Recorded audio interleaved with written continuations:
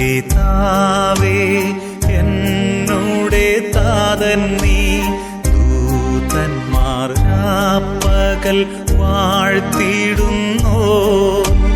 നന്ദിയാൽ വണങ്ങും തിരുമുൻപിലിന്നേരം എന്നുമെന്നും നീ ആരാധ്യനാം.